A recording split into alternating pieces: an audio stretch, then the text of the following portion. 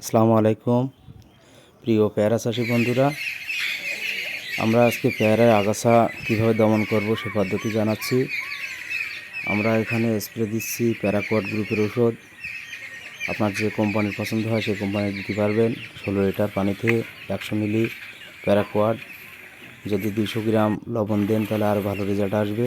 শুধুমাত্র গাছের সবুজ অংশ বাদ দিয়ে আমরা স্প্রে করব।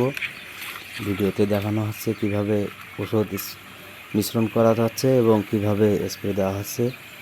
প্রতিটি গাছের গোড়ায়ও স্প্রে করা যাবে, শুধুমাত্র আপনারা দেখবেন যাতে গাছের সবুজ অংশে না পড়ে।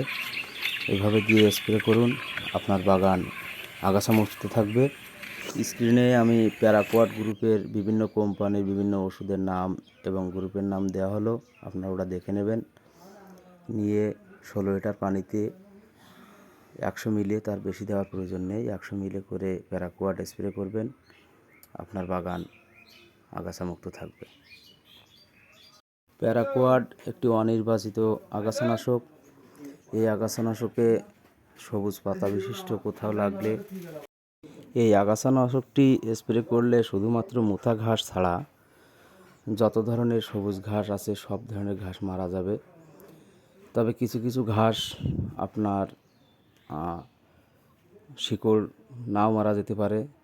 তবে মোটা ঘাসের মোটা বা শুধুমাত্র নষ্ট হয় না, তাছাড়া সমস্ত ঘাসই নষ্ট হয়ে যাবে, আপনার বাগান পরিষ্কার থাকবে।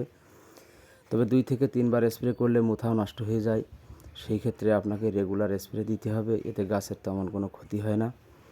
এই প্যারাকোয়াট স্প্রে দিলে আপনার প্রতিটা ফসলই ভালো থাকবে। শুধুমাত্র যে ফসলগুলো স্প্রে দিতে গেলে আপনার ক্ষতিকর গাছের পাতা বা অন্য ক্ষেত্রে লাগবে সেখানে দেবেন না।